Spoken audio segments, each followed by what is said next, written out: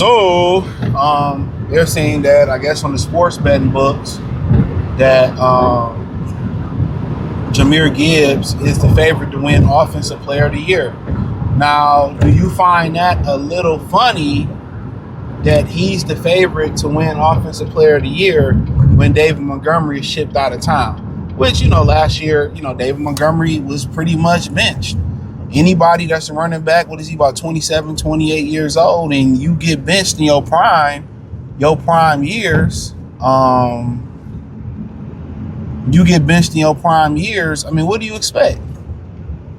No matter, you think, a lot of people believe if, you ain't playing, or, yes, you shouldn't be in that lane. This guy's absolutely right. Yes, like, y'all see the sign say the lane has closed. Y'all see that, and then y'all just want to keep blowing past and cutting in front of everybody else. I swear, man, the more you drive in the suburbs, the more ignorant the drivers are, bro. Real talk. They want to act like these people more civil than the people in Detroit. No, these motherfuckers are ignorant. Ignorant, selfish. When you move out to, or you drive in the suburbs, one thing you gonna notice about these people, they have no manners and they're very selfish. It's one thing you will see. But hey, because and as soon as you hit a construction worker, you're gonna be asking for grace and asking for forgiveness. You know what I'm saying? Like, get your bitch ass over like the rest. And speeding again. Get your bitch ass over like the rest of us. Like, you got somewhere to be more important than everybody else. We trying to tell you, bro. And as soon as something happened, they want to be talking to God. Oh, I just think I deserve grace and No, you don't deserve grace and forgiveness, sir. You don't fucking deserve it. You knew what you was doing. Where you had to be in absolutely nowhere. They had absolutely nowhere to be. That was so important, dog. People drive so fucking reckless, dog, for no reason. I ain't saying Detroit ain't got their faults. Y'all be racing with no car insurance, doing all that. Yeah. Pack them up. But let's keep going, right? But yeah, I mean, now that he gone, you can do uptick. I mean, so be it. The Lions, I don't know. I did that video about Brad. Y'all see that one definitely before this one. They keep putting these Oreo cookie crumbs on the damn floor. It ain't doing nothing, bruh.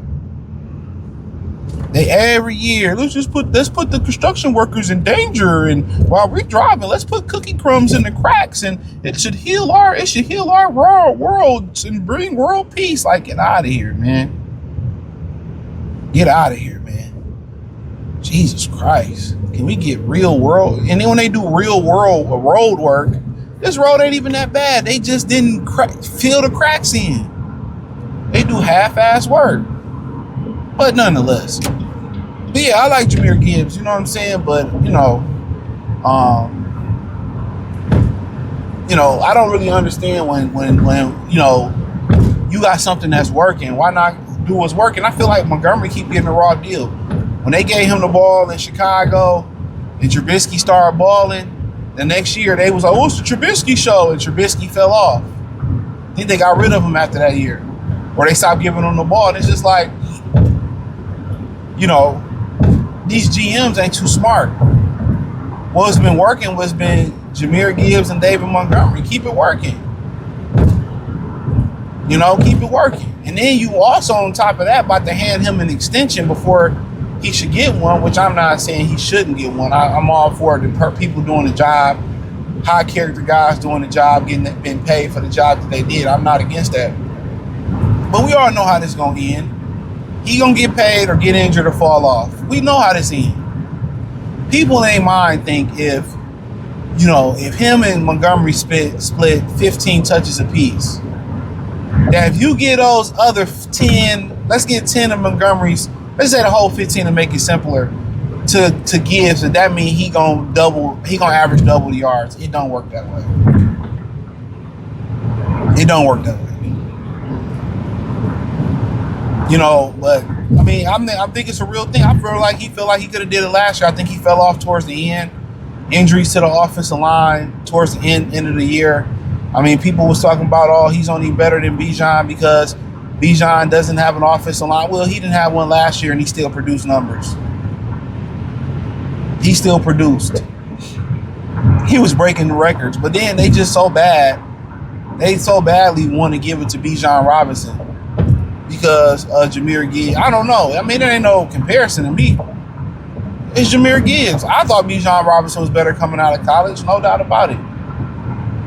But it's clearly Jahmyr Gibbs. I don't care nothing what them fucking them records say. I mean, you got to remember, Atlanta ain't played nobody for real last year. Man, them motherfuckers played Tampa twice. No offense to Tampa. They was banged up all last year. The Saints twice. The Panthers, respectfully, twice. They ain't play nobody.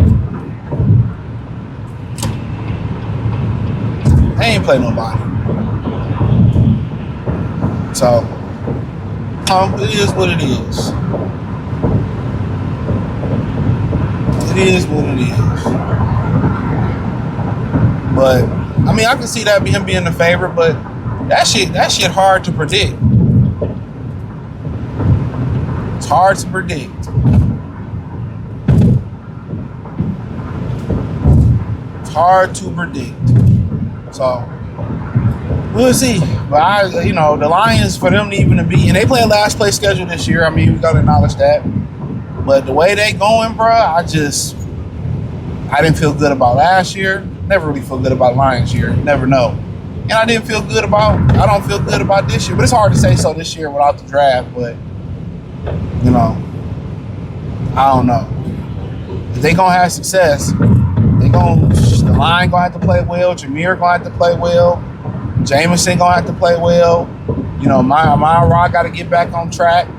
Tesla gonna have to contribute a lot. Sam Laporta gonna have to bounce back. I mean, we just talking about offensively, all the things that need to happen.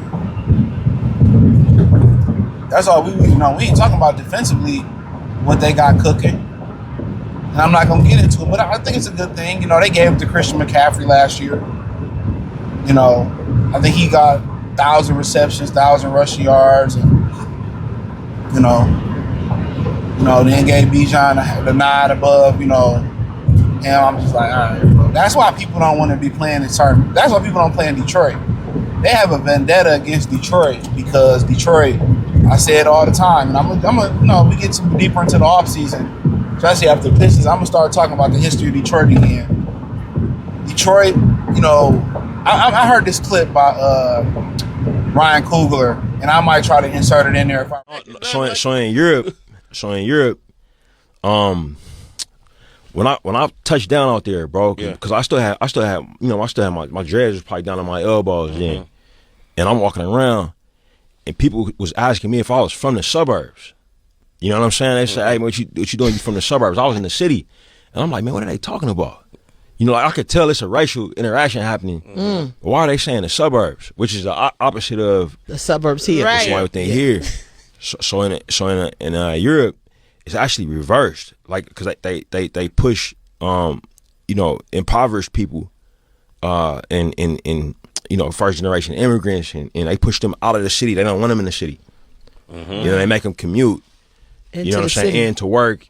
To be domestic workers and do the other blue collar jobs, and they make them commute back way out. So the suburbs there is what we would call the projects here. Yeah. Wow. Remember, I heard a clip by Ryan Coogler when he said that he went over to the UK, I think it was. Don't quote me. And he said what he noticed was all the broke people lived in the suburbs, and all the affluent rich people, they lived in the city. And at one point, that's what it was in Detroit. If you go look at Albert Cobo, who, and I've done a video on it, just put my channel name in Albert Cobo. I think it's named Albert Cobo, or just put Cobo in. Okay, I'm gonna give a history lesson because I got a little bit of time. So he, at the time, I can't remember the time, 30s, 40s, some shit like that, 20, I don't know, 30s, 40s. Detroit was going through a financial crisis. Yeah, even before the blacks had the rights to be politicians, even before the blacks had the right to do certain before segregation or desegregation, the city of Detroit was in financial crisis, and they like to put a lot of that on black people, right? It was a city before it was integrated with financial crisis. He was the emergency manager that the city hired from a third party to come in and get the Detroit together, get their finances together. You know, Kobo, I think his name was Albert Kobo. You know, Kobo, which was named after Kobo Hall. I'm explaining why Kobo Hall got the name changed. One of his, he finessed his way from the emergency manager to the mayor. And one of the things he was adamant about was keeping black people out the city of Detroit. He didn't want no welfare or what you call them Section 8 houses, or he didn't want no black people in the city of Detroit. He didn't want a smidget, a widget, a dash, a dabble, a dribble, a drizzle of black people in the city of Detroit. And I say all this to say this.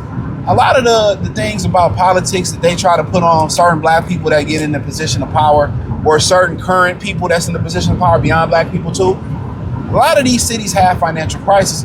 And the thing about gentrification is that they want to go back to how it was.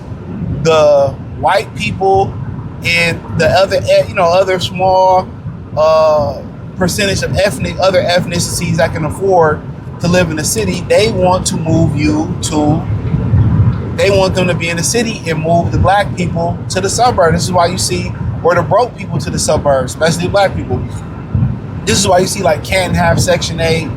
This is why you start to see other places that you're like, oh, you got Section 8. But gentrification, first and foremost, it is, in Detroit, it's black people's fault. Because black people don't know their city councilmen, they don't know their congressmen, they don't know their treasurers, they don't go and vote, they have the lowest percentage of votes. And I knew somebody that worked at the polls this past year, and they said it was more non-people that came to vote at their polls, and they was doing the polls on Dexter, I believe, than black people. So when black people complain about gentrification and they complain about it's y'all fault. Y'all don't go vote. Y'all don't even know the importance of your treasurer. You complain about property taxes going up and don't even know who your treasurer is. You go to traffic court, or you putting somebody on child support, or you suing people, or you did criminal, you trying to get it, exonerated for criminal. You don't even know who your judges are. Don't even vote for your judges. You only get to know your judges when they unfair to you.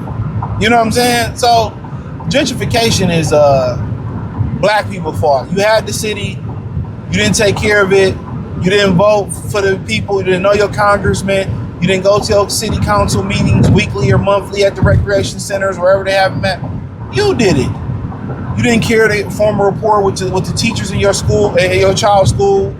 You just up there to argue with the teacher about grades and the cell phone. So gentrification is black people's fault. Now I said this during election time. And the reason, obviously, the name Kobo Hall got changed to TCF to something now is because Kobo was a racist. So if you didn't catch on that, that's why. But hey, hit the link in the description. Check out the Detroit Lions Song playlist. Thumbs up the video, share the video, subscribe to the channel, please.